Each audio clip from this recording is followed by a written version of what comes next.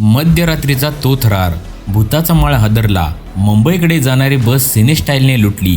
कोल्हापुरात नुकतेच संपलेल्या नगर परिषद नगरपंचायत निवडणुकांनंतर संपूर्ण जिल्हा राजकीय चर्चांनी व्यापलेला होता.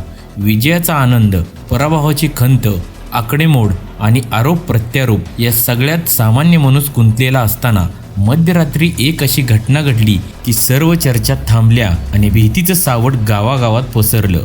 पहाटेच्या अंधारात मुंबईकडे धावणारी एक खाजगी आराम बस अचानक थांबली आणि काही मिनिटातच इतिहासात नोंद होईल अशी सिने स्टाईल दरोडा पडला.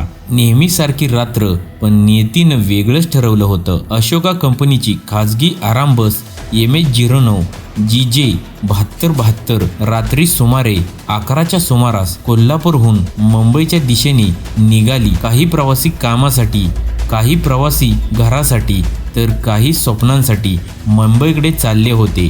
बसमध्ये लाईट मंद, ACचा गारवा आणि बाहेर धावणारा काळोख, सगळं काही अगदी नेहमीसारखंच. भूताचा माळ नावाप्रमाणेच भयान. मध्यरात्री बरोबर 12 वाजताच बस कणीगावच्या हद्दीत भूताचा माळ परिसरात पोहोचली. रस्त्याच्या दुतर्फी दाट अंधार, क्वचितच एखादं वाहन आणि अचानक चालकाच्या शेजारी उभा राहून एका प्रवाशानं चाकूचा धाक दाखवत बस थांबवण्यास सांगितली. क्षणार्धात सगळं बदललं. तेवढ्यात मागून दुचाकी आणि वाहनावरून 5-6 जण बसवत आले. तेवढ्यात बसमध्ये ते झपाट्याने चढले. हा सगळा प्रकार इतका नियोजनबद्ध होता की तो एखाद्या चित्रपटातील प्रसंग वाटावा. काही मिनिटाचा खेळ, आयुष्यभराची दहशत. कोणी आवाज काढायचा नाही, कोणी उठायचंही नाही.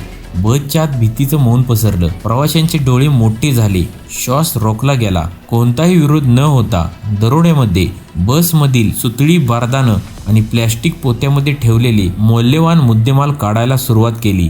काही मिनिटातच त्यांनी सगळा माल खाली उतरवला. या दरोड्यात सुमारे 60 किलोहून अधिक चांदी, 10 ग्रॅम सोन्याचे दागिने, मशीनचे महागडे स्पेअर पार्ट आणि एक मोबाईल हँडसेट असा एकूण 1,22,15,000 रुपयेचा मुद्देमाल लुटण्यात आला. पळून जाण्यासाठी दरोडेखोरांनी चालक आणि प्रवाशांना स्पष्ट शब्दात धमकी दिली.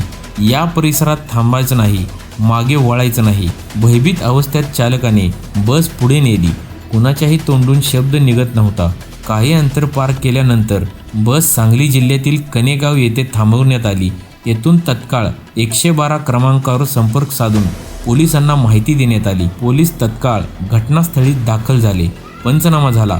परिसरातील CCTV, टोल नाके, महामार्गावरील हालचाली तपासल्या जात आहेत. दरोडेखोरांनी आधीच रेकी केले असल्याची शक्यता पोलिसांनी वर्तवली आहे. ज्या कोल्हापुरात 2 दिवसापूर्वी निकालाची चर्चा रंगली होती, तिथे आज एकच प्रश्न आहे: रात्री प्रवास करणं सुरक्षित आहे का?